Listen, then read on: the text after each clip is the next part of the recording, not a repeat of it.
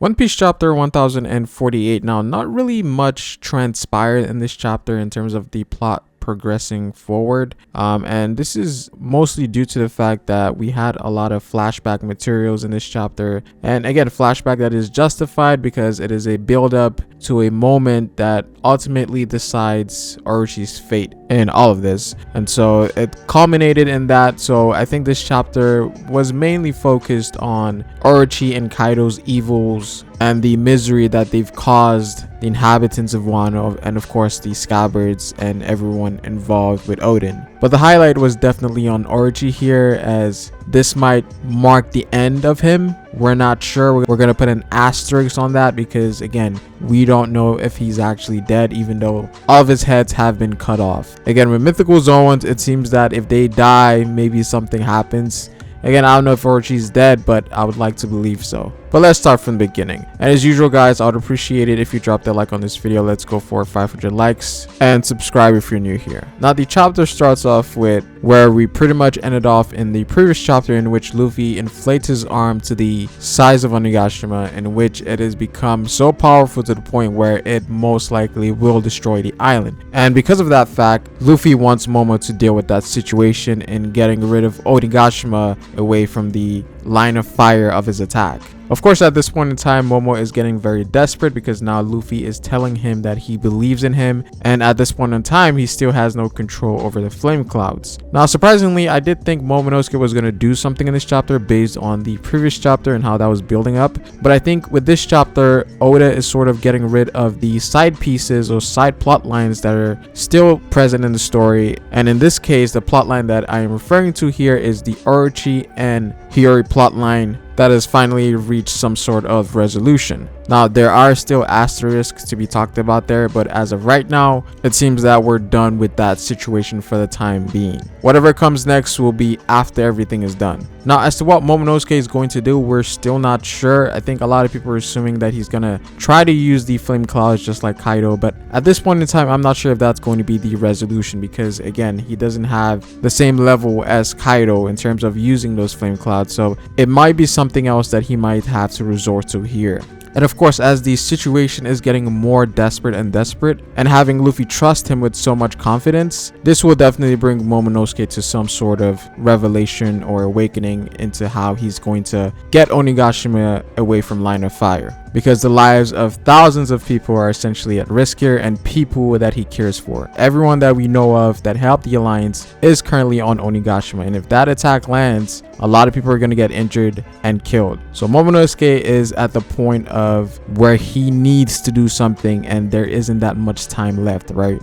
So again, excited to see what's going to come out of this for Momonosuke and what it's going to do for his character, and we shall see what happens next. Now, deviating to Kaido versus Luffy here, Luffy at this point in time is still charging the attack, and of course Kaido, being the physical brute force fighter that he is, took this as a challenge and decided to take the attack head on. Now, granted, Luffy was holding on to Kaido so that he wouldn't miss this attack, but here we see Kaido go into a new form in which he uses his flames to sort of augment his physical size, as well as covering himself in flames that literally burns everything it touches. We see that he's able to melt the horns of Onigashima just by coming in contact.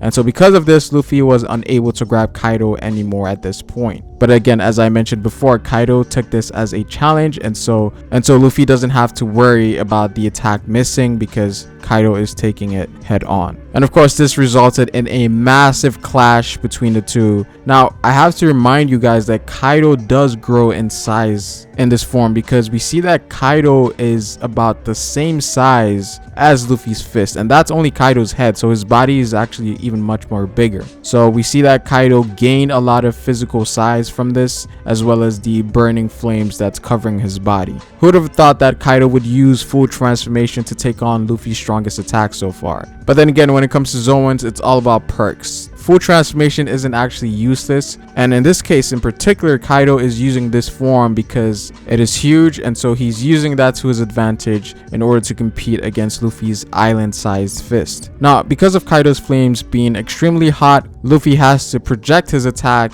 in order to not physically touch Kaido. And again, he learned about this in Udon, in which HIYORI was able to teach him how to use Ryo in a way that sort of projects his haki to become somewhat of a projectile. And so that's what Luffy's going to do here, but on a much grander scale. Now, we do also know that Luffy's fist is most likely coated in Conqueror's haki, which we do know can affect people without actually touching them. But I think Kaido's flames are so hot that Luffy has to be quite some distance away from him to not get affected. But again, I think it's a combination of Ryo being used here and, of course, Conqueror's haki. Now, the big question that should be talked about here is whether this attack will defeat Kaido. Now, as you guys probably know my take on this situation based on previous chapter reviews, but I'm not entirely sure that this attack will take down Kaido just based on certain things Oda has said before. And based on what we're getting here, it seems like this is Doflamingo versus Luffy 2.0, in which we have Luffy coming down with an attack and someone else or the villain coming up with an attack. So it's essentially the same thing that's happening here, and I don't think Oda is gonna make this the final thing of this arc, right? Especially considering how unoriginal it is. I mean, if we're taking out one of the strongest characters in the series, I would like to imagine that it has to be way more special than this. And again, it goes back to what Oda is saying about him not wanting to defeat Kaido with a strong punch, and what we're seeing here is pretty much a strong punch, it's just that it's infused with Conqueror's coating and haki. It's essentially the same thing, right? So I think we might see something else happen and Luffy defeat Kaido, not from this, but from something else. Something more special and original, and something that we've never seen from any other villain defeats that we've seen throughout the entire course of the story. It has to be something special, given the level and the importance of this character. So is Kaido getting defeated here? It's a possibility, but I don't think it's happening now. But I will definitely say that this seems like a battle between two gods, because that clash that we saw is probably the biggest haki clash we've seen in the entire series, honestly. It's essentially island sized. So Luffy versus Kaido right now is absolutely insane. Now, moving on to the final piece of this chapter with HIYORI and Orochi's side of things. Now, this section of this chapter started out as a flashback or a recalling of moments of the evils and actions of Kaido and Orochi, in this case specifically highlighted to be more on Orochi given the culmination that we see at the end here. So we're getting brief flashbacks here and there of things that these people have done over the course of the 20 years of their rule over Wano. And of course, this is placed here because of the end result, because Oda is showing us and reminding us of the evil acts that these people have committed. And so by doing this, he's trying to make the conclusion as satisfying as possible. And so whatever comes Orochi's way, he definitely deserves it. And that's essentially what we get here, in which Kyoshiro comes out of the woodworks and cuts off Orochi's last head. And this is something that I think a lot of people were expecting, because again, when it comes to this plotline specifically, these three characters are very intertwined. It started out with them, and I think it makes sense that it ends with them as well. So we didn't only get to see the return of Kyoshiro after like 7 months or even a year plus, but we also get to see the demise of Orochi finally being killed off here with an asterisk, because we don't know yet. But it was satisfying, and I'm glad we're done with that situation so we can focus fully on Kaido versus Luffy now. But I think this is a moment that would do very well in the anime, because we get to see the citizens